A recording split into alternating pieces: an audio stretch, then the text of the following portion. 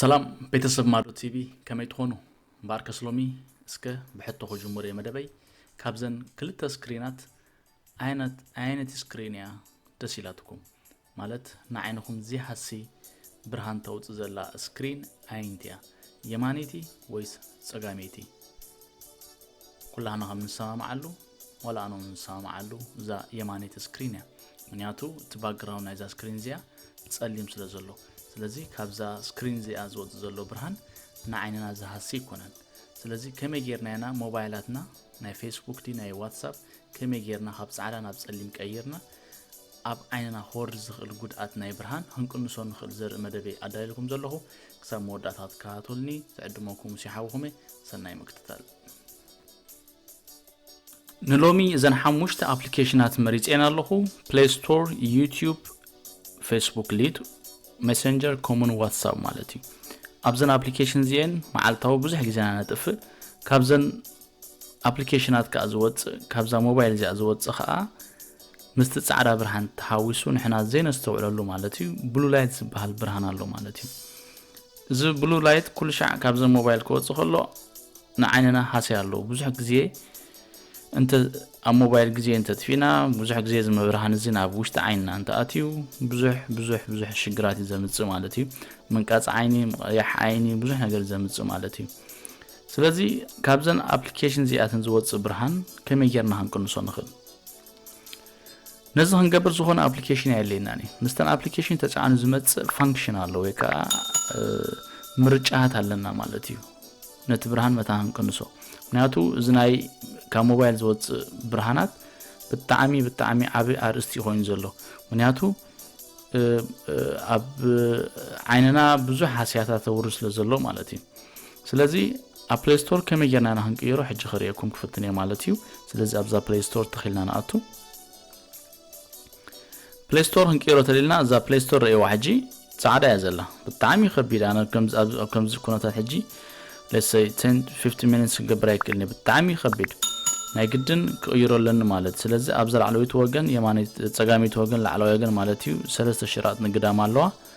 ኣብኣ ክሊክ ገበር ድሕሪው ኣብዝን ታሕት ገጽ ተወሪደ ሴቲንግ ዝብል ምርጫ ኣለኒ ማለት እዩ ኣውኻ ኦኬ ብሎ ድሕሪው ኣብዛ ቴም ትብል ኦኬ ብላ ላይት ዳርክ ወይ ካ ሲስተም ዲፎልት ዝብል ሰለስተ ምርጫት ኣለኒ ማለት ላይት ዘለው ሕጂ ላይት ማለት እዩ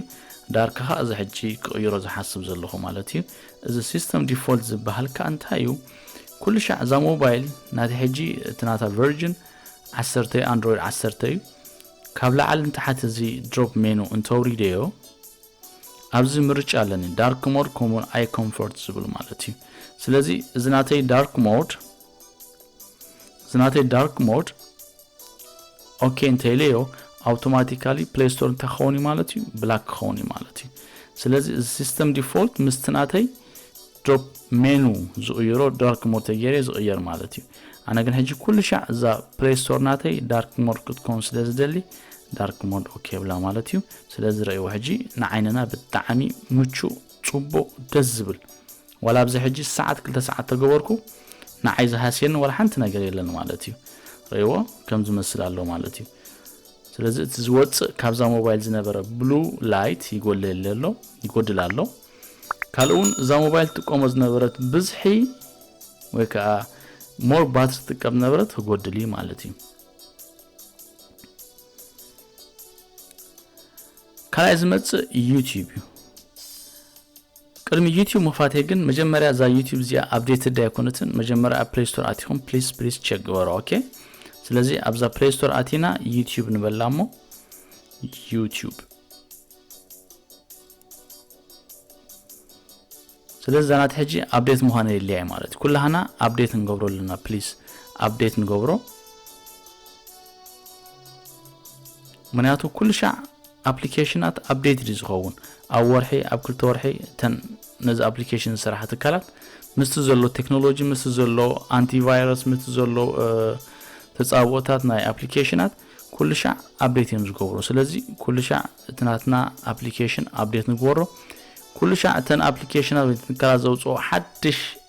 ፋንክሽን ወይ ኣጋዋት ካ ቀጥፊና እንጥቀመሉ ማለት ስለዚ ዛ ዩቲዩብ ናተ ሕጂ ከፍተ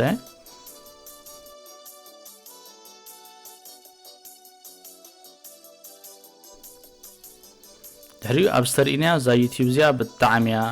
ከባድ ማለሲ ጻዕዳ እዩ ዘሎ ንዓይነይ ብጣዕሚ ሓሳይ ስለዚ ናይ ግድን ክቕይሮ ኣለና ኣብ ዳርክ ሞድ ማለት እዩ ስለዚ ኣብዛ ላዕለወይቲ ቦታ ተሪኢኹም ኣብዛ የማነይቲ ወገን ስለዚ እንታሕት ገጽ ይወርድ ኣብዚ ሴቲንግ ዝብል ማለት እዩ ድሕሪኡ ናብዛ ጀነራል ዝብል ምርጫ ኸይድ ኣብ ኣኸይደ ኸዓ ዛ ካልእቲ ምርጫ ወስዳ ማለት እዩ appearance choose your light or dark theme preference okay ድሕሪኡ ኣብዚ መጽእ ዛ dark theme ትብል ወስዳ ማለት እዩ ስለዚ ዛ ዩቲዩብ እዚኣ ከምዚ ኮይና ኣላ ማለት እዩ ካብ ጻዕዳ ናብ ጸሊም ዳርክ ሞድ ተቐይሩሎ ማለት እዩ እዚ ኣብዚ ሕጂ ሰዓት 2 ሰዓት ክገብር ወላ ሓንቲ ጸገም ዝበሃል የብለይን ማለት እዩ ብኸምዚ ጌርናኻ ትናትና ተዓይንና ከምዚ ጌርናኻ ንሕልዋ ማለት እዩ ተዓና ዓይንና ንሓሉ ፕሊዝ ኣብ ሳልሳይ ዝመጽኻ ዛ ፌስቡክ ማለት እዩ ኣብ ፌስቡክ ክልተ ፌስቡክ ኣለና ፌስቡክ ሊት ከምኡን ፌስቡክ ዘ ኦሪጂናል ማለት እዩ ቤዚካሊ ኣብዚ ፌስቡክ ኦሪጂናል ዝወፀ ዳርክ ሞድ የለን ግን ኣብዛ ፌስቡክ ሊት ዳርክ ሞድ ኦፕሽን ኣለና ማለት እዩ ስለዚ ዞም ፌስቡክ ሊት ዛ ንእሽተይ ዘሪዋ ዘለኹም ትጥቀሙ ሰባት ዳርክ ሞድ ክትጥቀሙ ትኽእሉ ኢኹም ኣብዛ ፌስቡክ ኦሪጂናል ግን ክሳብ ሕጂ ንፌስቡክ ኦሪጂናል ዝመፀ ዳርክ ሞድ የለን ስቲል ካል ሜተድ ኣሎ ካል ኣገባባት ኣሎ ግን ውሕስ ስለዘይኮነ ኣነ ክሪአኩም ኣይደለኒ ስለዚ ዛ ፌስቡክ ሊት ትጥቀሙ ሰባት ማለት እዩ ኣብዚኣ ከመይ ጌርና ክንቀይራ ሕጂ ክሪአኩም ማለት እዩ ስለዚ ኣብዛ ሰለስተ ሽራት ንግዳም ዘላ ኣባ ኦኬ ብላ ድሕሪኡ ኣብዚ እንተሓት ገጽና እንተኸይድና ኣብዚኣ ናይ ዳርክ ሞድ ትብል ኦፕሽን ኣላ ንዓኣ ራይት ገብራ ማለት እዩ then from light team ናብ dark team ተቐይርሎ ማለት እዩ ስለዚ ኣብ ከምዝ ኩነታት ዓይነይ ከይሃሰኹ ነዊሕ ሰዓታት ነዊሕ ግዜ ፌስቡክ ክጥቀም ክእል ማለት እዩ ስለዚ ዞም ሊት ትጥቀሙ ሰባት ወላ ሓንቲ ሽግር ዝበሃል የብሉን ማለት እዩ ክትቀይርዎ ትኽእሉ ኢኹም ማለት እዩ ድሕሪ ዝመጽ ዛ ሜሴንጀር ኣብ ሜሴንጀር ክንቀይሮ ተለና ኣብዛ ትሪዋ ዘለኹም ዛ ቻት ትብል ዘላ ኣብዛ ናተይ ስእሊ ማለት እዩ ኣብኣ ኦኬ ብላ ምስ ከፈትኩ ኣብዚ ሓንቲ ማራጭ ታላትኒ ዳርክ ሞድ ዝብል ምርጫ ኣለኒ ንዑ ኦኬ ብሎ ማለት እዩ ስለዚ ካብ ላይት ሞድ ናብ ዳርክ ሞድ ቀይራሎ ማለት እዩ ስለዚ እቲ ባክግራውንድ ከም ዝኾነ ኣሎ ንዓይነይ ብጣዕሚ ጽቡቕ ኮይኑሎ ሕጂ በዘይ ጸገም 2-3 ሰዓት ክጥቀም ክእል ኣብ ሜሴንጀር ማለት እዩ ወዘይ ሓደ ሽግር ማለት እዩ ኣሞዳ ዝመጽኻ ዛ ዋትስኣፕ ማለት እዩ መብዛሕትና ዋትስኣፕ ኢና ንጥቀም ቻት እንገብር ከለና ኣብ ዋትስኣፕ ከዓ ኮሞን ዳርክ ሞድ ኣሎ ንዑውን ከመይ ጌርና ንቕይሮ ሕጂ ንሪአና ማለት እዩ ስለዚ ኣብዛ ላዕለወይቲ ወገን ሰለስተ ንጣብ ንትኽእሉ ኣለዋ ኣብኣ ኣትየ ኦኬ ብላ ደን ኣብዛ ሴቲንግ ትብል ምርጫ መርጽ ድሕሪኡ ኣብዛ ቻት ትብል ምርጫ ኸይድ ማለት እዩ ስለዚ ኣብዚ ታይም ዝብል ምርጫ ኣለኒ ኣብዚ ዲስፕሌይ ትሕቲ ዲስፕሌይ ማለት እዩ ስለዚ ኣብዚ ሰለስተ ምርጫ ኣለኒ እዚ ሲስተም ዲፎልት ዓንቶ ዝበልኩኹም ማለት እዩ ኩሉ ሻዕ ናይታ ሞባይል እቲ ናታ ሲስተም ዲፎልት ዳርክ ሞድ ተገይረ ኣውቶማቲካሊ ዋትስኣፕ ካብ ምሱ ዳርክ ሞድ ኾኑ ማለት እዩ ኩሉ ሻዕ ግን በዚ ሲስተም ባዕሉ እቲ ኣፕሊኬሽን ኩሉ ሻዕ ዳርክ ኾነልና ምስ እንደልኻ ኣብዚ ዳርክ ንብሎ ማለት እዩ then okay ንብሎ ስለዚ ኣውቶማቲካሊ ንዓይንና ዘይሓሲ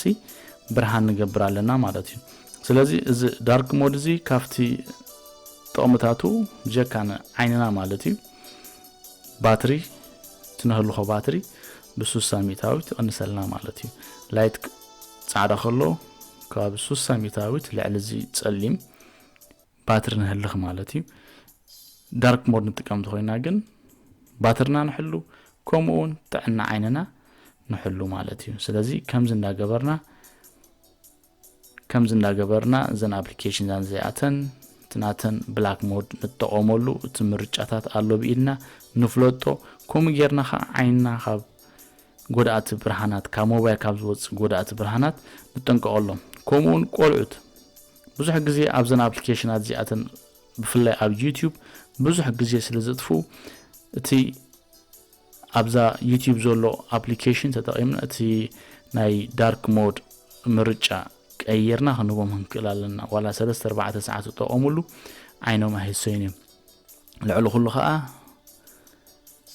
باتر موبايل كومون عينهم كيتهاسيون نو يحصون خولي مالتي ስለዚህ ከምዚ ጌርና እንጥቆመል ንኽልና ስለቲ ምክታልኩም በልብ እንዳመስከንኩ ሰብስክራይብ ሼር እንዳገርኩም ካኸተታብዑና በዘጋጣም እዚ ክላወኩም ደሊ ሰሰናይ